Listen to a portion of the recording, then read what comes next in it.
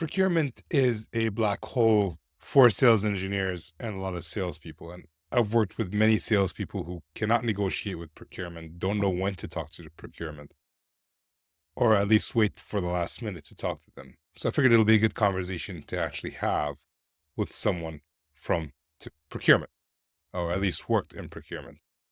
So I'm talking to Mike Lander. This was recorded as a podcast format, but I'm releasing it in snippets or in 10-minute chunks, I guess, on the YouTube channel instead. I just want you to absorb everything that he actually has to say, whether you're an SE or a salesperson, because an SE has a lot to do with helping procurement. And you will hear why towards the end in terms of when we talk about innovation and the process for putting out an RFP. So I would love for you to think about, like, where does the SE fit into that, and leave a comment below around that. And if you're looking for help with anything coaching related to solution engineering, the link is in the description as usual. I just interviewed, I was interviewed by Mike Lander on his podcast, so I'm leaving the link to that as well below. And just listen. Oh, the video was not recorded for some reason, only the audio. So there's going to be some random images generated by AI around the topic that we're speaking. So enjoy that. And hopefully you can take a walk instead of watching.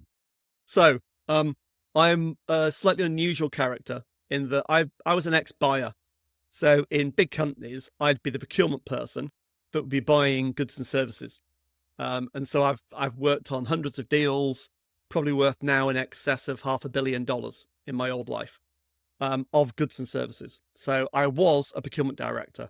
What I do now is I now work with salespeople to help them understand how procurement work, how to qualify deals better, how to convert more proposals into winning proposals and winning solutions, and then how to negotiate better deals when you meet difficult clients, more challenging negotiations.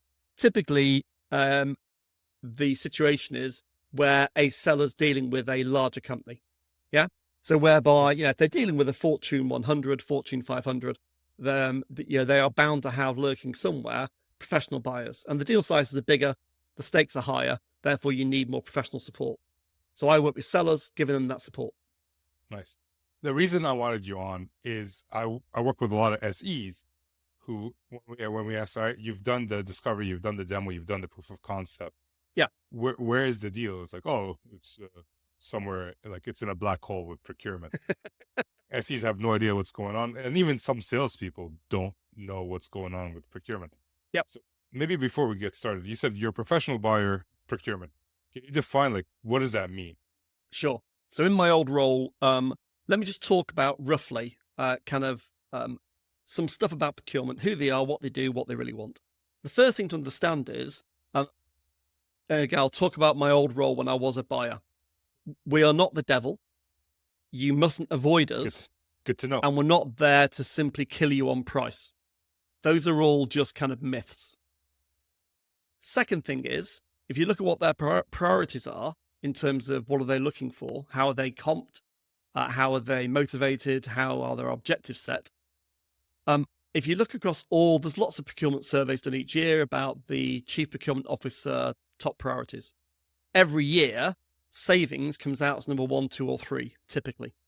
So savings are very important. There's a whole different podcast episode about what do savings mean, because it's not as simple as you first imagine. So savings are very important to them. Innovation, really important. Quality, reliability is almost expected. And governance and risk. And the reason I kind of focus a bit on governance and risk is procurement people have to think about risk to the organization. Is there going to be reputational risk of working with a supplier? Is there operational risk? Is there financial risk? So thinking about those things when you think about procurement people will help you engage in a conversation with them on their agenda. And the other thing is, if you look at their kind of persona, there's no generic traits, but there are themes. They tend to be rationalists, highly analytical, very well-trained negotiators, tough-minded, and emotionally detached. Does that help kind of set the scene? Oh, that brings up a whole bunch of questions that I have. So Yeah, let's go into the questions.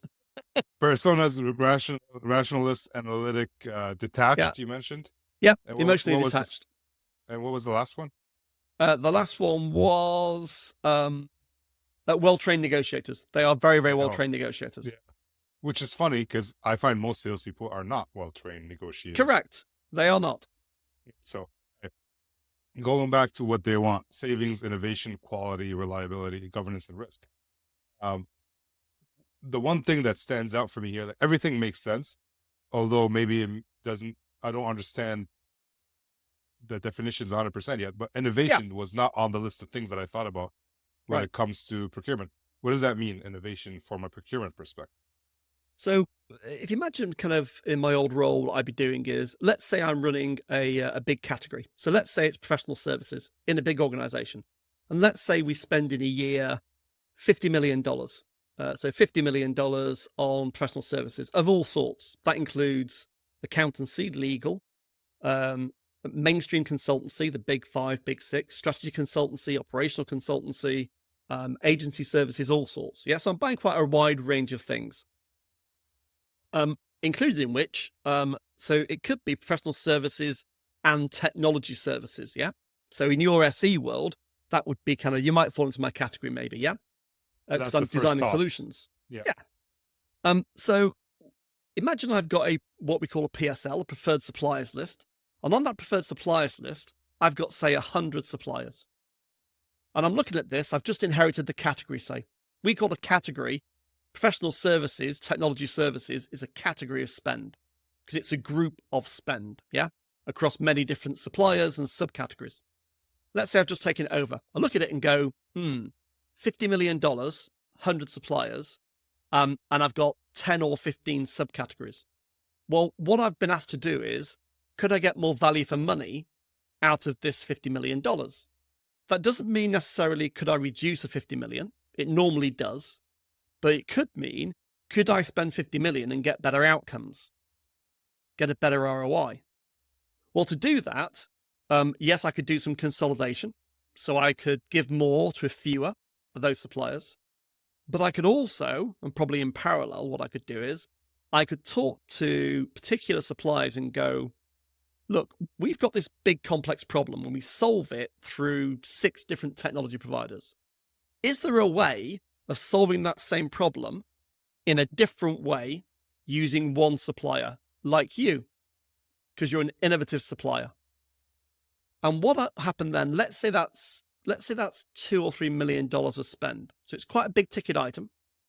I might work collaboratively with you as a supplier. It doesn't mean you'll get the contract, but I'll work collaboratively with you, trying to work out what's the problem statement, Einstein's thing. If I had an hour to solve a problem, well, I'll spend 58 minutes, whatever it is, on understanding the problem and defining the problem, and then 3 or 5 minutes on solving it. I'd work with an agent, with a supplier, on what's the problem we're trying to solve, what are the business issues wrapped around that problem, what are the outcomes that we're aiming for, how do we currently solve that problem, where are the gaps, and then work with the supplier to see if they could help me build a solution that gives better outcomes at hopefully a lower cost to serve. Then what I'd do is I'd go, we have got something, I think, here, which is a better solution, lower risk, less money, better outcomes. I'm going to tender this out. I'm going to write an RFP because it's $3 million to spend. I'm going to send it out to the market. You will be one of the suppliers who I send this to. Well, guess what? You've now got a material advantage in that process. It'll be a level playing field. So I will send it out once the governance is in place and I send out the RFP. You don't get any preference after that at all. But you have helped me write the problem statement. You've helped me design a solution that might work, and you've helped me write the RFP effectively. So your chances of winning should be greater than 50% at that point.